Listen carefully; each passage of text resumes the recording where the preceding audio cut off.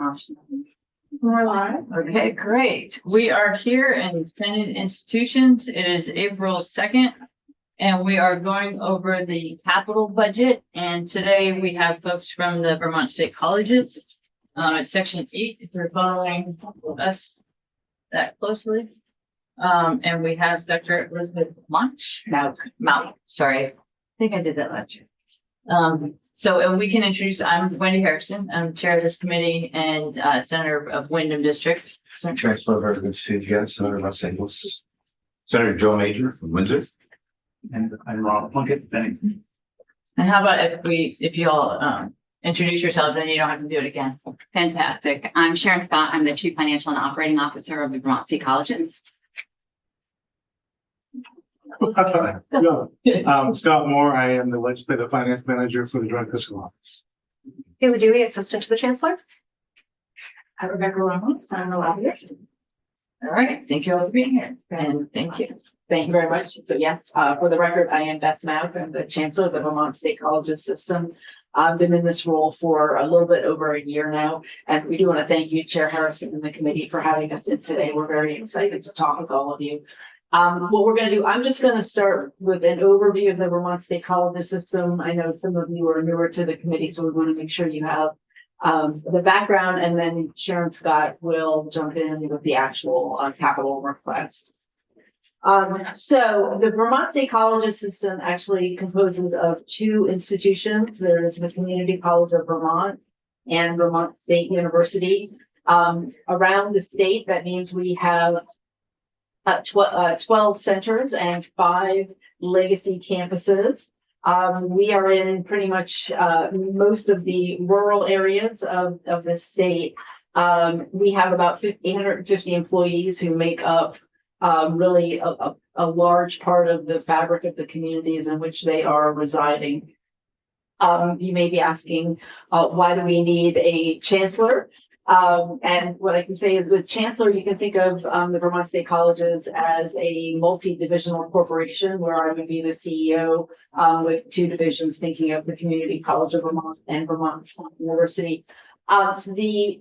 What would happen if we did have a chancellor is that we would lose sort of this ability to organize, to really be thinking about what does the entire committee, the entire system do in order to really help move Vermont forward. And so what we do is we really look at the strategy for the whole system to ensure that we're serving all Vermonters. And what is it that we've been able to do for Vermont? Really, we've been able to build the workforce. As an example, a couple of years ago, we were really looking at the fact that we needed more nurses. We worked together with the legislature to get more funding. I'm happy to let you know that we graduated 415 nurses last year. More than 90% of them passed the NCLEX on their very first time through. And they also, about 90% of them took the NCLEX in Vermont, which means they will be staying right here in Vermont. And that is a pattern that you'll see over and over with our institutions. But we also support the state in other ways. We help with flood recovery processes. So a couple of years ago when the floods hit, our small business center was able to work with a lot of the small businesses and how they were going to be able to get some of the funding that they had. But really, we have this body, the legislative body, to thank for the fact that we are still hearing you folks really have continued to walk through with us and really be a true partner. We're very excited about that. I always like to talk to people about our mission statement and my vision for the Vermont State Colleges, because I think that's important so that you can really understand where I'm coming from, because it's so important to me. So the Vermont State Colleges System was actually established by the legislature in the early 1960s for the benefit of Vermont. And what that means is that we really serve Vermont. One of the reasons I'm here and so delighted and proud to be in this job is that we know that we want every Vermonter to have access to high quality higher education, regardless of their income or their location. And what that means is that we have to continue to build the workforce and develop ourselves to ensure that we're meeting the needs of our learners, but also of the state, so that we can really be part of the state's economic driver.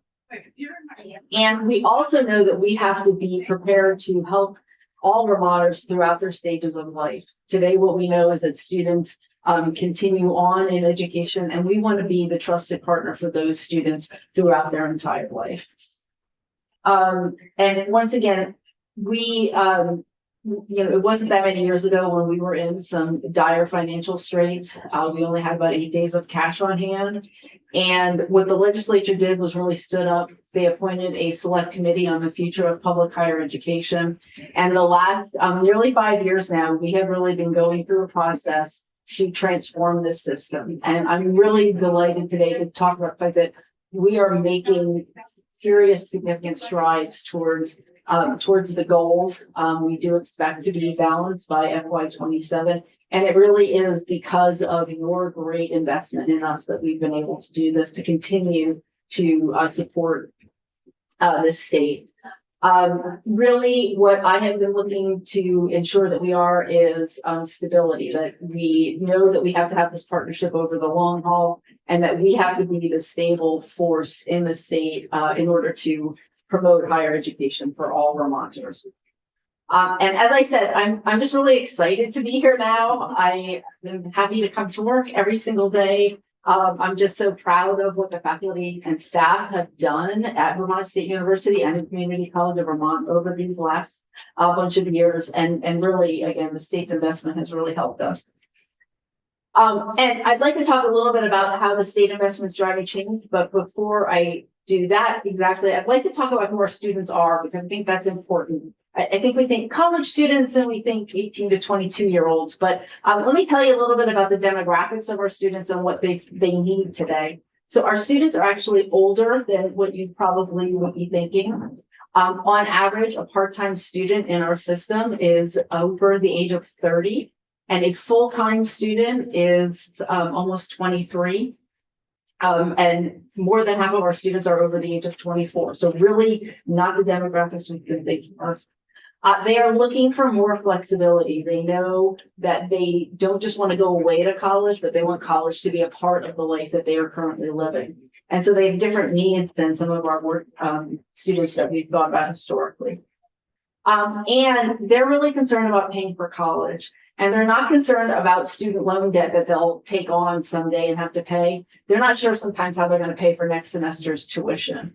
And so the support that this legislature has given with critical occupation scholarships, with allowing us to look for creative ways to ensure that students are funded with 802 opportunity, that has really been a key component to allowing students and Vermonters to continue on in higher education. As I mentioned, what we did know when we hit the dire financial straits was that we had to change. That change wasn't just something that we had a luxury to do, but that it was very necessary. And what we have been able to do is meet the needs of rural Vermonters and this new demographic of students that we have. And how have we done that? We've done that with our digital systems and a lot of the online programs that we have created. Today, more than half of our students take at least one online course during any given semester. And 70% of the courses at CCV are totally online. We know that in looking at how we're going to make education more affordable, we did cut the tuition for BTSU several years ago. And as I mentioned, the 802 opportunity scholarships have really helped CCV to increase their tuition. We have been looking to expand that program even into BTSU with something we're calling the Freedom and Unity grants. Finances are really the number one reason that students are thinking, can I or can I not go to college? And we have been really looking at how we can develop curriculum that will help students in their future career. I talked about nursing. Next week, I will be at Lake Maury talking about teacher apprenticeships. So we know now that teaching is and finding educators has been a real challenge for the state. But we also know that we have a lot of folks in these rural areas who would like to be a teacher, but once again, they can't go away from their life to teach. They've got to find a way to make this possible while it is they're actually learning. So we're looking to see how can we change so that we can meet the needs of those students. Again, I just do want to say thank you to this committee because we have really appreciated the partnership that we have.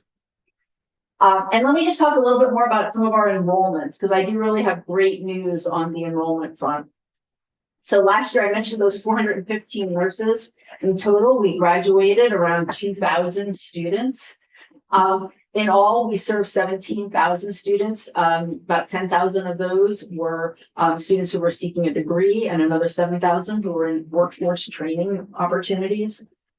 80% of those students are Vermonters. And I'm really excited to talk about the enrollment at BTSU, which I know I've gotten a lot of questions about.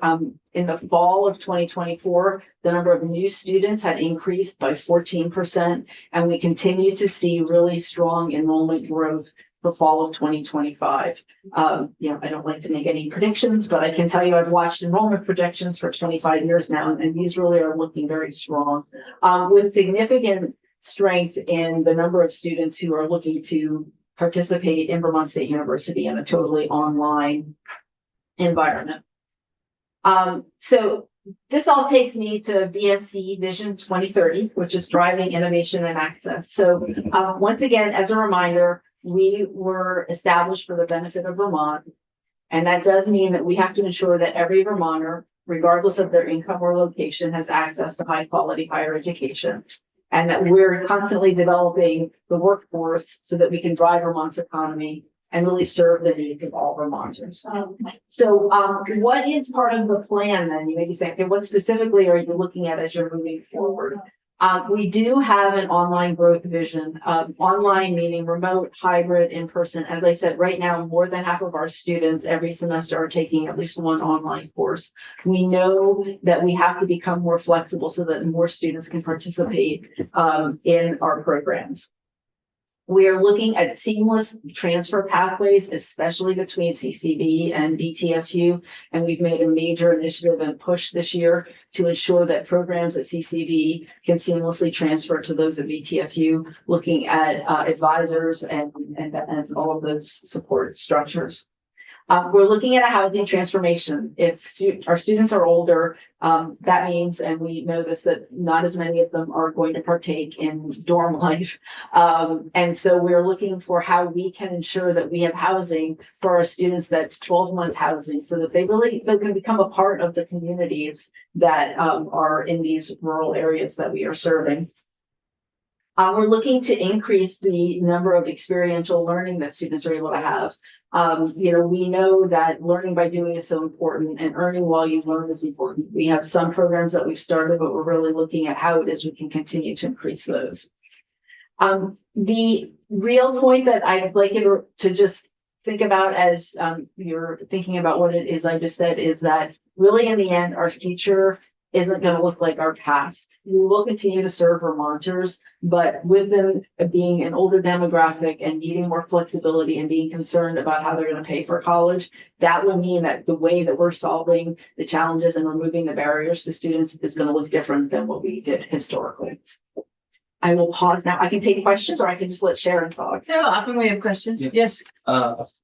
Actually, a couple of questions. One, you mentioned that you've been almost targeting careers for how do you do that? How do you know the need of the state? And the second part of that is how do we keep them here? Because that was one of the things that with the nursing program that you touted in good, and that's what we're trying to do. Our state is aging. And we need our young people to stay. Good question. So for the part of how do we know what the future programs are, what we are starting to embark upon, and it's something that I've been looking at very closely and carefully, is looking at a lot of research, working with businesses and regional businesses.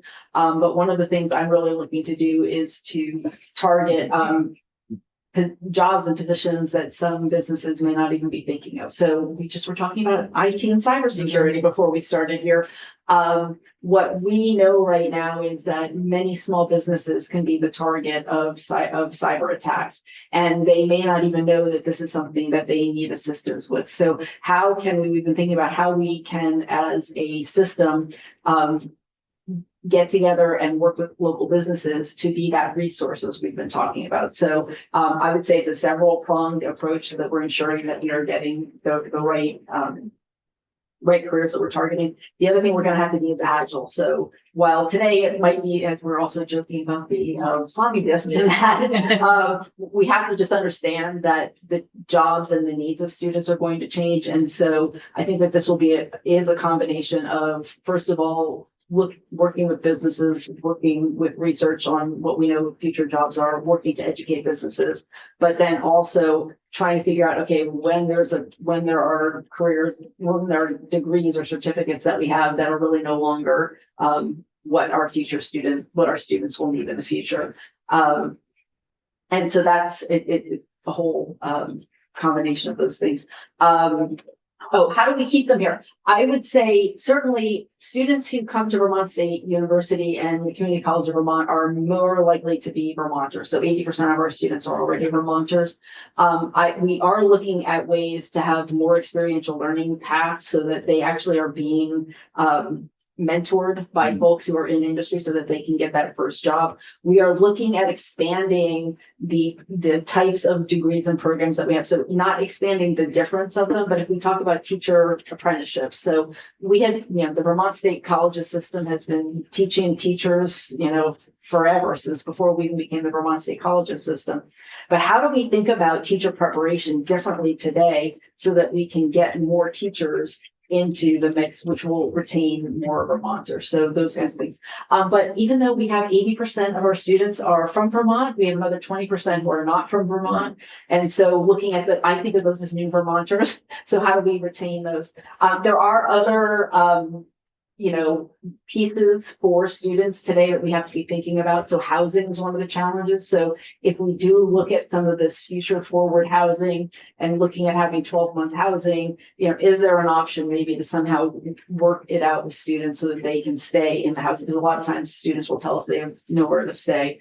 Looking at ways that they can come in and out of our system very easily so that they understand that we are this, as I said, trusted partner with them in education, because it's not probably going to be the case that students are just only going away and never getting education again. But so that they know, oh, I can have this job for a while, and if I need something, I'm going to come back. So I would say it's a multi-pronged approach that we're taking so that we can ensure that we're meeting the needs of students, meeting the needs of employers, but then also trying to figure out how it is we can recruit and retain more students to the state. And I apologize for this, and I should know this. What's the percentage of commuter students that you have? That one I don't have. Sharon, do you have that one? I don't have that. So overall for the system, I would say it's probably 70% commuter Okay. students. All right. The Community College of Vermont is 100% commuter. Yeah. And then for Vermont State University, it's a smaller proportion of what that looks like. And the amount of students living on campus varies from campus to campus. Thank you. You're welcome. Thank you. Anyone else have questions? We collaborate with the see here. Yeah, I just have a comment and a question. So we've been to a couple of prisons recently, and the CCV programs that are in the prisons are wonderful, and they really, really appreciate it. So thank you We're very proud of this. for that. And then the housing, you talked about year-round housing or can you explain more about that? So, the traditional residence hall model is that, students come in there and we have these models where it's residence halls and bathrooms on the end of the halls. But with students now being older, they are looking for really apartments. Right. And so looking at how we can, work with partners to see, is that maybe the next place that we're looking at for housing right now? So, we know right now that we're about 30% overprescribed everywhere, and certainly in our residence halls. So how can we look to say, okay, what is the kind of housing that students want? And to me, this really does become about having a vibrant campus, year round. These students then could really probably have jobs in the communities. They could be on select boards, that, they could just be involved in the full fabric of that community. And so, those are the kinds of things that we're looking for. Okay, so these aren't existing. We have an example in Johnson. There are the Johnson apartments. But Okay. they're not existing right now. Okay, I was hoping. Okay, thank you. That's very helpful.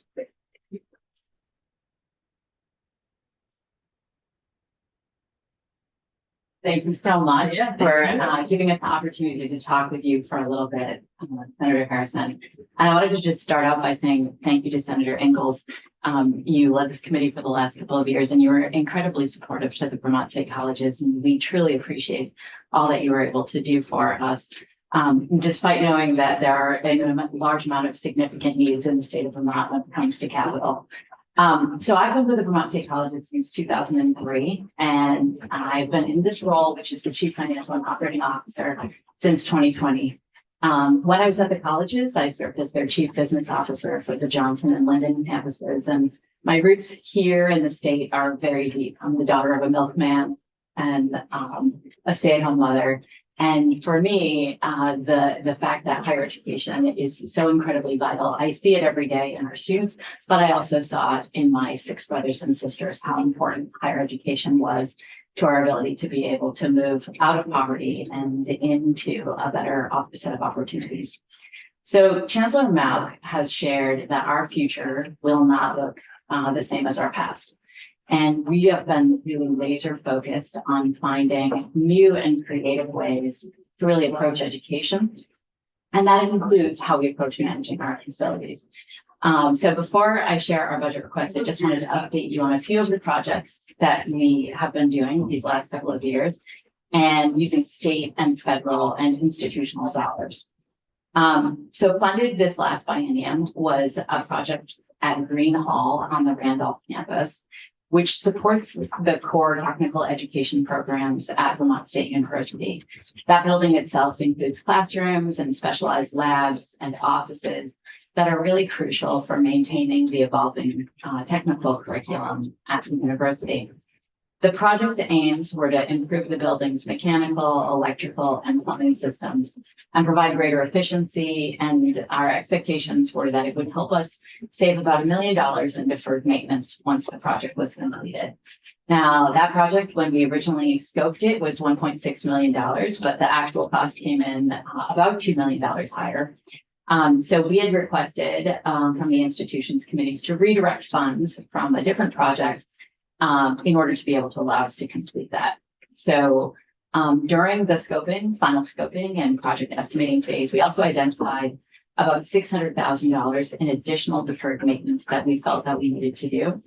So what we did is we self-funded that additional $600,000. So we are pleased to report that we have recently received the bid package for this particular project. And we're expecting that we will complete that work this summer. So we're very excited about our ability to be able to get that done. When you think of the electrical infrastructure for a technical building that's more than 40 years old, the idea of upgrading that to modern times is really exciting for us. Our second major project that we had that was funded in the previous biennium was on the Linden campus, and that was Vale Hall.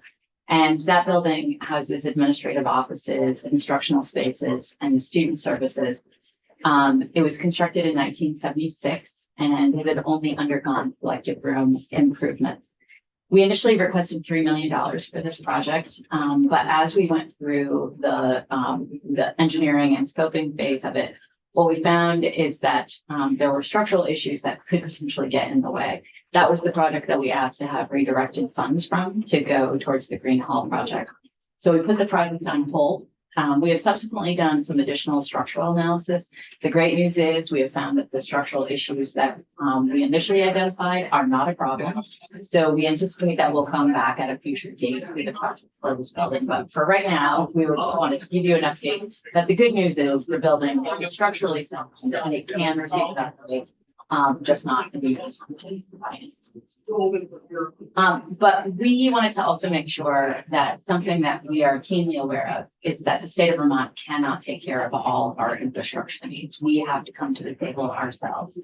And that has been something that for the last 5 years, we have been identifying ways to be able to start to do that as we make ourselves more financially sustainable and financially sound. It's something that we're committed to looking at. And part of that is to look at alternative funding sources.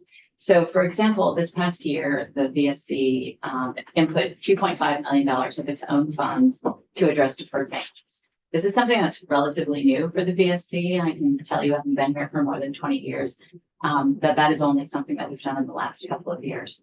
And that's because we're committed to making sure that we are taking care of our own properties as much as we can afford to do. We also funded an additional $600,000 to complete the Green Hall project that I noted earlier. And we're continuing to explore funding sources that are outside of using our own dollars or state dollars. And we're really delighted to share that there were 2 projects that were funded in the last year related to health education that received congressionally designated funds at the federal level. The first was an amount of $6.3 million for nursing education. And the second is $5.9 million for dental hygiene education. These funds that really allow us to expand these programs in a way that we would not be able to do so. And the great news is we are not coming to you asking you for those funds. But it's really exciting for us to be able to expand those programs because, as you noted, Senator, these are programs that are really vitally important to the fabric of the state of Vermont. Healthcare is essential to our ability to be able to move forward, and both nursing and oral health are 2 of the most important things that we have. We have a huge number of needs, but every one of us needs both of those things. In terms of our budget ask, we are requesting $10 million in funding for the next biennium. And we have 2 key sets of projects for that. The first is major maintenance. And then the second is the replacement of the campus heating system at Johnson. In both cases, these projects address critical life safety, accessibility, and deferred maintenance needs for the system. From a major maintenance perspective, I just want to remark how incredibly appreciative the system is to receive support for our major maintenance. Last year, we successfully used these funds for some really critical projects. For example, we replaced the underground steam line at the Castleton campus, which allows us to be able to continue to heat buildings at that location. We repaired the pool heating system at Randolph, where the pool is an incredibly strong community resource for that community. We upgraded restrooms across the majority of our campuses. We replaced elevators that were past their useful life, and we performed accessibility improvements. Funding major maintenance supports our repairs to our HVAC systems, pumps, motors, steam line distribution systems. It also covers elevator upgrades, sidewalk replacements and repairs, roadway upgrades, as well as addresses the unforeseen issues that we all experience, like a water main break. And in the winter, we always experience at least 1 or 2. And every time one happens, it's a minimum of $60,000 to $100,000. It also allows us to be able to address things like stormwater breaks and other issues that occur, things that we just may not anticipate happening. In addition to the state's funds, the VSC did self-fund $2.5 million in this category last year, and your funding of major maintenance is incredibly vital to us. We estimate that the VSC has nearly $4 million a year in major maintenance for the next 2 years. Page 494 included $1.5 million a year for major maintenance. And we are requesting an additional $1 million over and above that each year for a total of $2.5 million to allow us to address those while we continue to also address our own maintenance needs.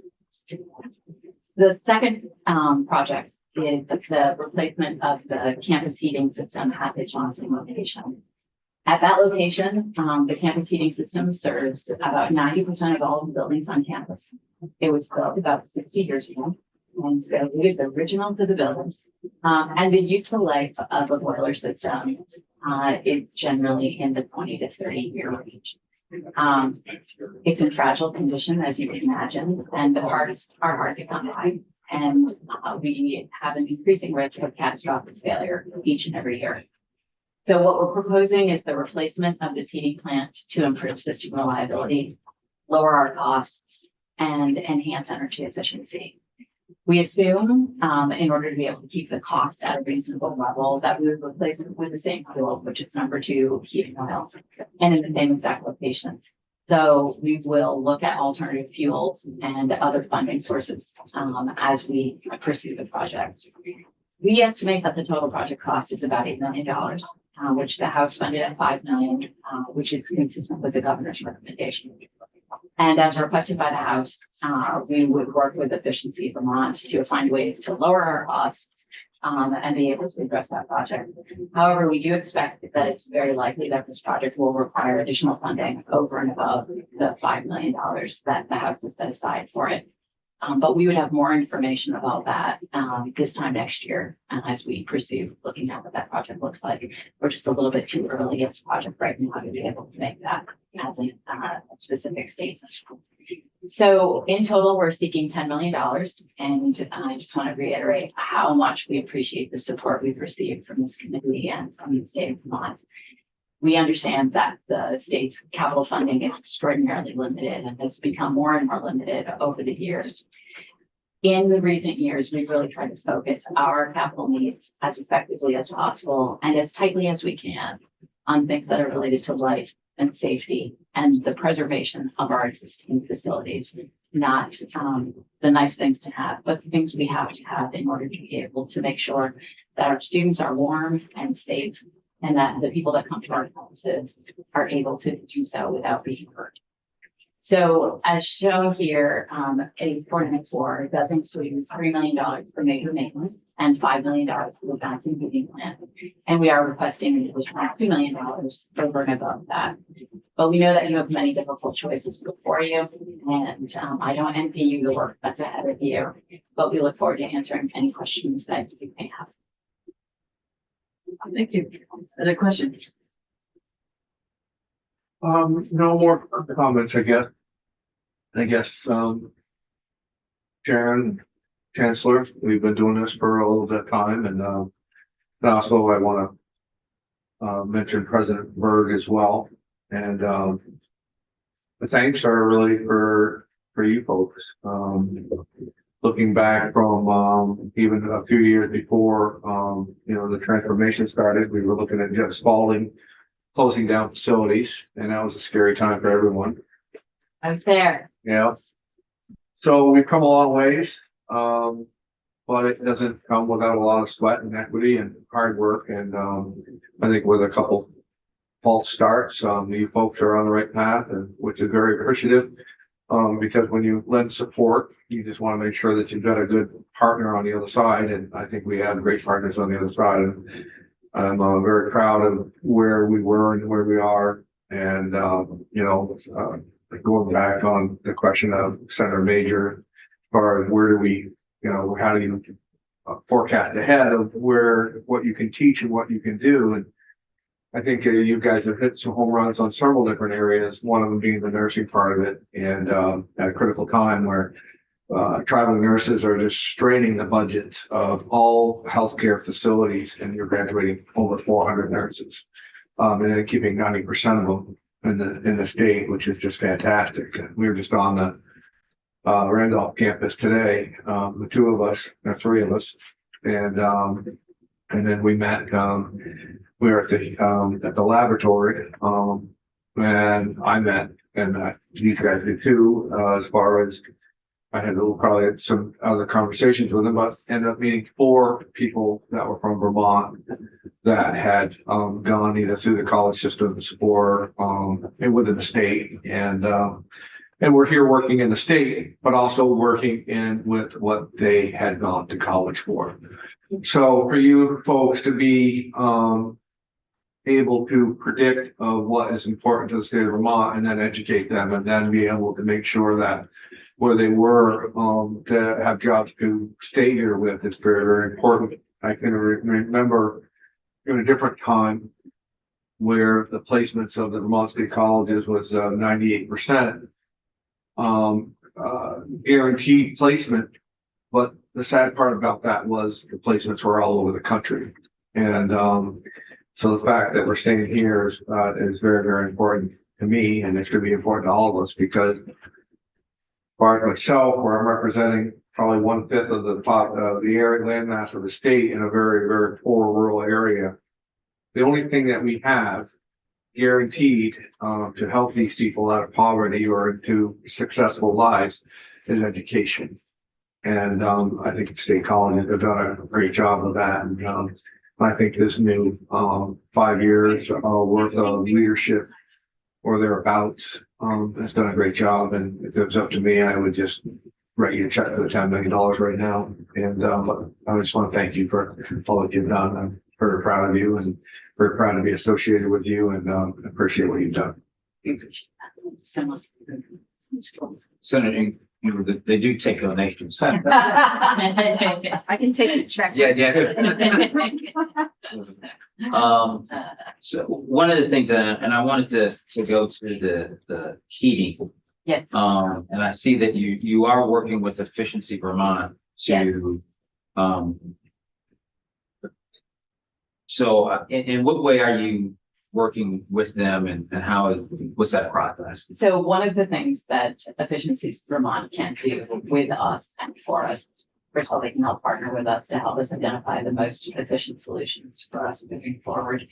But there are also things like rebates that can come back. So we're replacing, while we're anticipating that we will unfortunately need to replace a number 2 heating oil solution with the number 2 heating oil solution, it will be substantially more efficient than a 60-year-old boiler system. And so working with Efficiency Vermont, we can identify ways to help us lower the initial startup cost of what that looks like through some rebate process. But they can also help us identify perhaps there are some other ways that we can look at the long-term cost of ownership of what that looks like, because they have some relatively sophisticated tools and the organization is really sound. So we really appreciate working with them.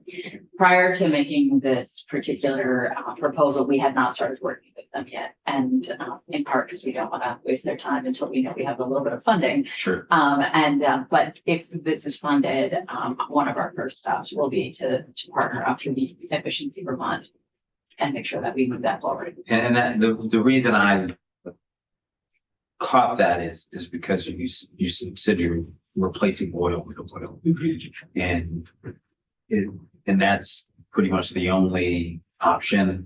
It's not the only option. There are a wide variety of other options.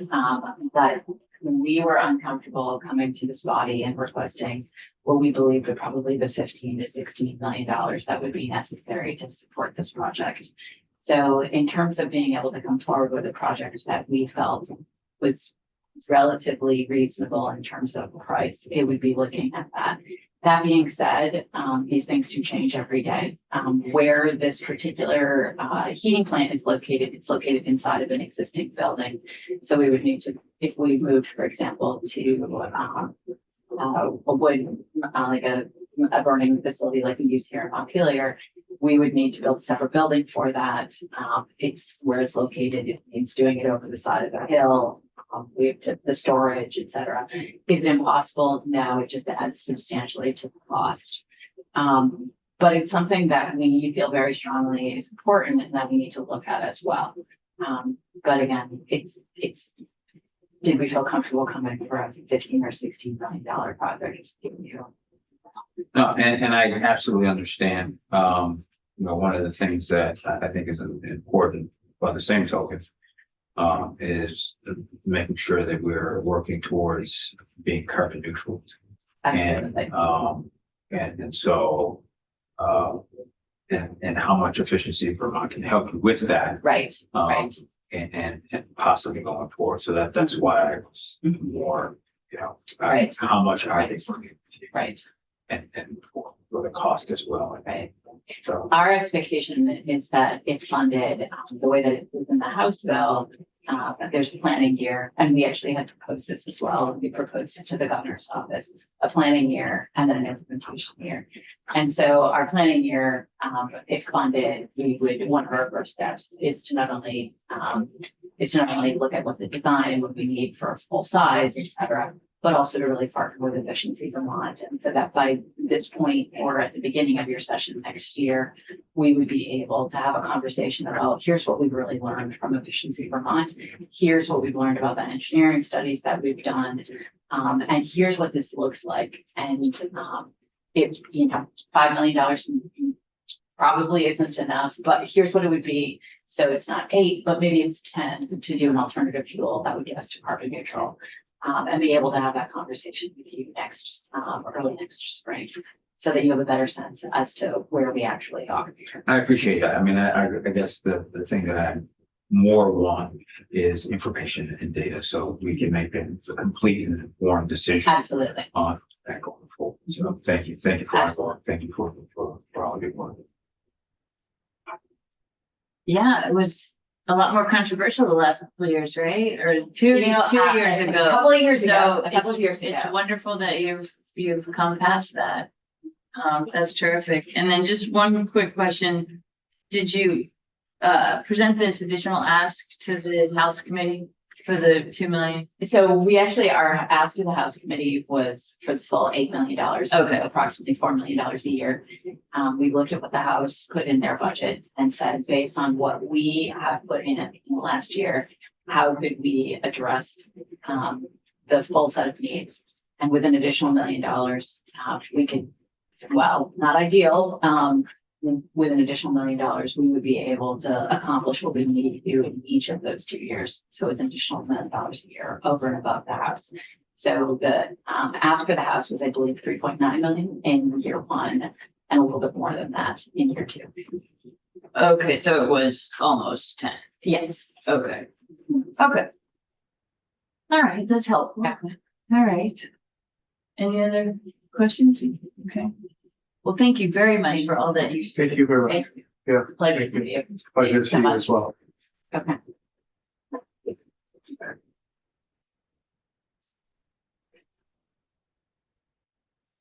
Good.